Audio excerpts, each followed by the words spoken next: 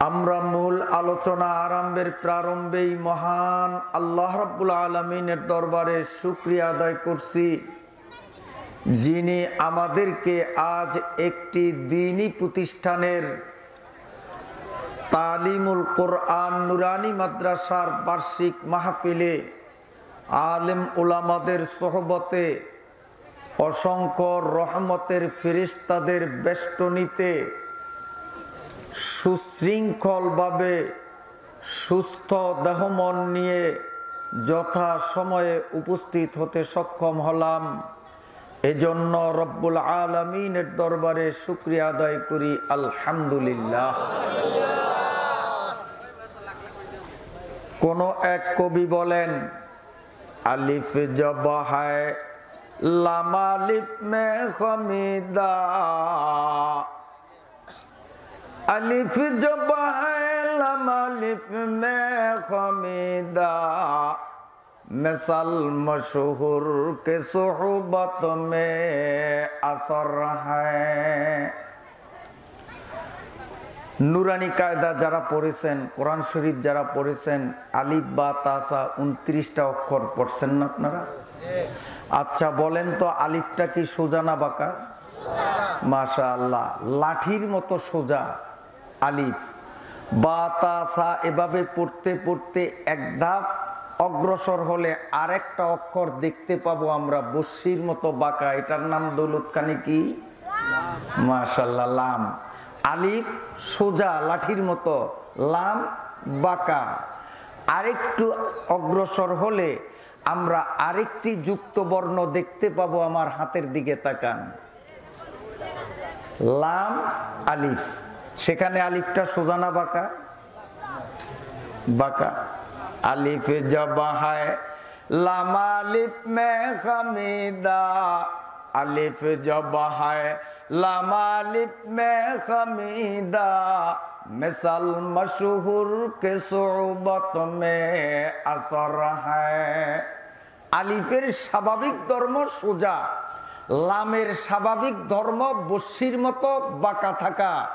আলিফ নিজের স্থান ত্যাগ করে একটু অগ্রসর হয়ে বক্র লামের পাশে যখন জায়গা নিল, তখন লামের সোহবতের অ্যাকশনে প্রভাবিত হয়ে আলিফ আর সোজা থাকতে পারলো না।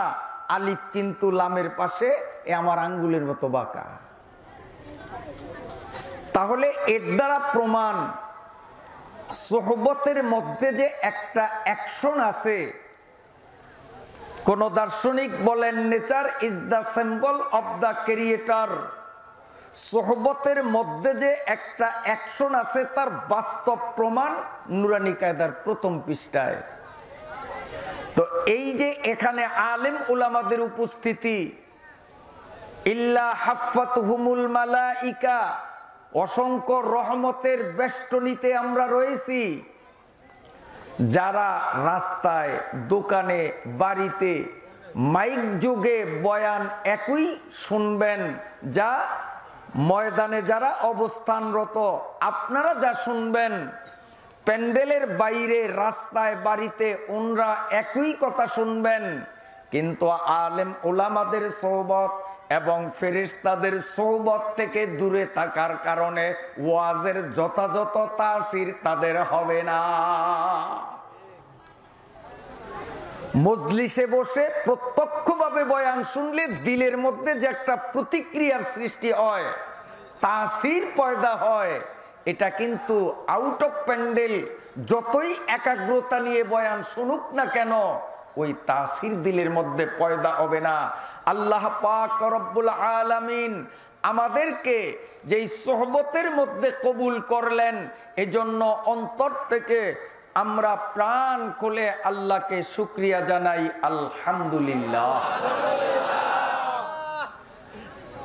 আমি আপনাদের সামনে যে আয়াতখানা তিলাওয়াত করলাম, এই আয়াতের মাধ্যমে রব্বুল আলামিন আমাদেরকে জানিয়ে দিলেন, ফারিকুন ফিল জান্নাতি ওয়া ফারিকুন ফিস সাঈর। মানুষ যখন মরে যাবে, হাসরের ময়দানে সমস্ত মানুষগুলো উঠবে, কথা ঠিক না বেঠিক? কিয়ামত জব খুদা তাআলা করেগা, खलायक को वहाँ हाजिर करेगा। कहो बंदा तेरे दिल की हकीकत, किया है कितना तुम मेरी इबादत। ये बातें जब खुदा ताला पूछेगा, गुनाहगारा बहुत शर्मिंदा होगा। गुनाहगारा बुलावेगा खुदा को, जवाब अपने नहीं देगा उनको। হাসরের ময়দানে মানুষগুলো দুইটা দলে বিভক্ত হয়ে যাবে। এক দলের ঠিকানা হবে জান্নাত, আর এক দলের ঠিকানা হবে জাহান্নাম।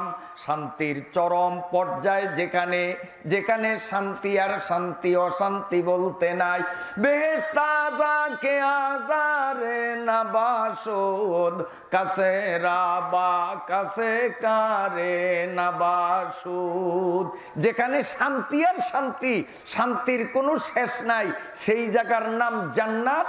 আর যেই জায়গায় অশান্তি আর অশান্তি, অশান্তির কোনো সীমারেখা নাই, সেই জায়গার নাম জাহান্নাম বা দোজখ। একদল যাবে জান্নাতে, আরেক দল যাবে কোথায়? দোজখে। এখন আমাদের কি ইচ্ছা, জান্নাতে যাব না জাহান্নামে যাব? জান্নাতে যদি যেতে হয় মনে আশা পোষণ করলেই চলবে না। জান্নাত হাসরের ময়দানে আল্লাহ রাব্বুল আলামিন বিক্রি করবেন, আল্লাহ আরবদার সাজবেন, আমরা খরিদ্দার হব।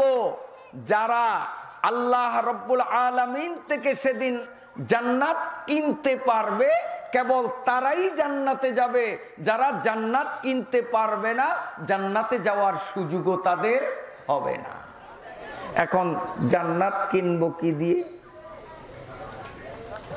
কবরে যদি টাকার বান্ডিল দিয়ে দেয়, তা দিয়ে কি জান্নাত কেনা যাবে? আমার ভাইরা লক্ষ্য করেন, সব জায়গায় সব টাকা চলে না। এক এক দেশের টাকার এক একটা নাম। বাংলাদেশে যা দিয়ে আমরা কেনা বেচা করি তার নাম টাকা। এই টাকা ইন্ডিয়াতে চলবে না, এই টাকা দিয়ে ইন্ডিয়ায় কিছু কেনা যাবে না। ওই দেশে যে যা দিয়ে কেনা বেচা চলে তার নাম হলো রুপি। আবার পাকিস্তানে গেলে টাকাও চলবে না, রুপিও চলবে না। পাকিস্তানে লেনদেনের মাধ্যম যেটা, তার নাম হলো রুপিয়া। সৌদি আরব যাবেন, সেখানে টাকার নাম হলো রিয়াল। আমেরিকা লন্ডনে যাবেন, সেখানকার টাকার নাম হলো ডলার। কথা ঠিক না ভাই? ঠিক। তাহলে এই পৃথিবীতেই দেখা যায় এক এক দেশে এক এক ধরনের টাকা। এক দেশের টাকা আর এক দেশে চলে না। এই দুনিয়াতে যত রকম টাকা, টাকা হোক, রুপি হোক, রুপিয়া হোক, ডলার হোক, আর দিরহাম দিনার হোক, কিংবা রিয়াল হোক, হাসরের দেশে কিন্তু এই টাকা চলবে না। হাসরের দেশে যেই টাকায় ক্রয় বিক্রয় চলবে, ওই টাকার নাম হলো সোয়াব। সোয়াব একটা টাকার নাম। আল্লাহ পাক থেকে জান্নাত কিনতে হলে আল্লাহ পাকের ব্যাংকে সোয়াব জমা দিতে হবে, তাহলে আল্লাহ তাআলা জান্নাতের রেজিস্ট্রি আমাদেরকে দিয়ে দিবেন। এখন সোয়াব কত লাগবে, কি পরিমাণ লাগবে, সেই সোয়াব কি আমি আপনি কামাই করার শক্তি আছে, করেছি কিনা, একটু চিন্তার বিষয়। আল্লাহ রাব্বুল আলামিন হাসরের মাঠে যখন ঘোষণা দিবেন জান্নাত বিক্রয় হবে, কারা জান্নাত কিনবা, আমি আপনি সহ সমস্ত মানুষগুলো সেখানে লাইনে দাঁড়িয়ে যাব।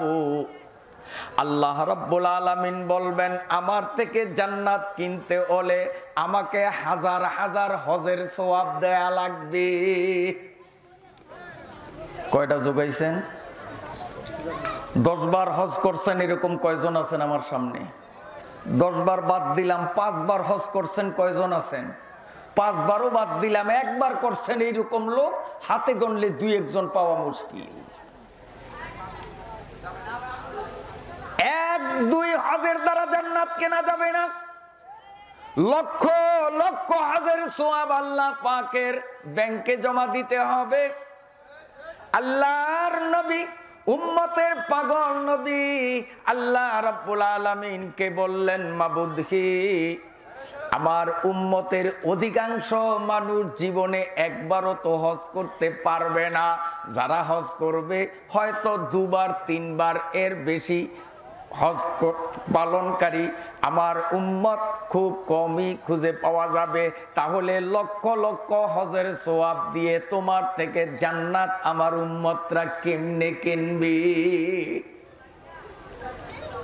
পরওয়ারদিগারে আলম আল্লাহ পাক নিজের নবী, আমার আপনার কান্ডারি বিশ্ব নবী মুহাম্মদুর রাসূলুল্লাহ সাল্লাল্লাহু আলাইহি ওয়াসাল্লামকে জানাইয়া দিলেন, ও দোস্ত আমার, আপনার উম্মতরা লক্ষ লক্ষ হজ করার মতো শক্তি যে রাখবে না আমি আল্লাহ ভালো করেই জানি। তারপরেও আমার জান্নাত খুব দামি জিনিস, সস্তায় বিক্রি করব না। এজন্য আমি আপনার উম্মতরে কিছু অফার দিয়ে দিব।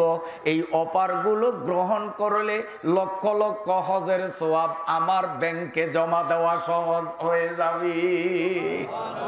অফার, অফার বোঝেন তো? হ্যাঁ, আপনারা না বুঝলে কি হবে? এই ছোট্ট ছোট্ট পোলাপাইনরা, সুবহানাল্লাহ, আমরাও মোবাইল চালাই, কিন্তু একটু যদি এদিক সেদিক হয়ে যায় তো আমরা আর পারি না। আর পোলাপাইনের হাতে দিলে দেখি খালি গুতা দুইটা দিয়েই কয় ঠিক হয়ে গেছে। ঠিক না বে? ঠিক। মোবাইলরা সাইয়ে মলেক দাকি, তালবেলে আমরা ভালো কইরা শোনো। মোবাইলরা সাইয়ে মলেক দাকি, তর্কে আলা জিম্বে বায়া দায় আমি। মোবাইলরা মোবাইলরা মারে কাতিল মিশুমার, তাতুয়ানি আজ মোবাইল কুন হাজার। মারে কাতিল সোয়ে গোরেস্তা বুরাদ, মোবাইলা তো সোয়ে জাহান নাম্বুরা। ওরে মাওলার জান্নাত কেনার জন্য মাওলা কি অফার দিলেন মুসলমানের বাচ্চা, তুমি জানো না? অথচ মোবাইল কোম্পানি তোমাকে কোন অফার দিল সেগুলো সব তোমার মুখস্থ আছে, সেগুলো তুমি এভাবে আবিষ্কার করতে পারো, উদ্ঘাটন করতে পারো। মাওলায় পাক থেকে জান্নাত কেনার জন্য আল্লাহ যে অফার দিলেন সেই খবর নাই। আল্লাহ রাব্বুল আলামিন নবীরে জানাইয়া দিলেন, দোস্ত আমার, আপনার উম্মতের জানাইয়া দেন, আপনার উম্মত যদি ফজরে, জোহরে, আসরে, মাগরিবে, এশায়, জুমায় নিজের স্থান থেকে, বাড়িঘর থেকে সুন্দর করে অজুটা সেরে অজু অবস্থায় নামাজের উদ্দেশ্যে মসজিদের দিকে রওনা দেয়, আমি আল্লাহ তার আমল নামায় একটা কবুল হজের জবাব দেব। ও আমার ভাইরা, বাবাজিরা, কত সুন্দর একটা অফার। বাড়ির থেকে বিনা উজুতে রওনা দিলাম, মসজিদের ঘাটলায় এসে অজু করলাম, অজুও পাইলাম, নামাজও পাইলাম, হজ পাইলাম না। উজুটা যদি আমি আমার বাড়ির থেকে সুন্দর করে সেরে অজু অবস্থায় আল্লাহর ঘর মসজিদে রওনা দিতাম, তাহলে ফজরে একটা হজ, জোহরে একটা হজ, আসরে একটা, মাগরিবে একটা, এভাবে এশায় একটা, জুমায় একটা, আমরা ডেলি 5টা করে হজ কামাই করতে পারি।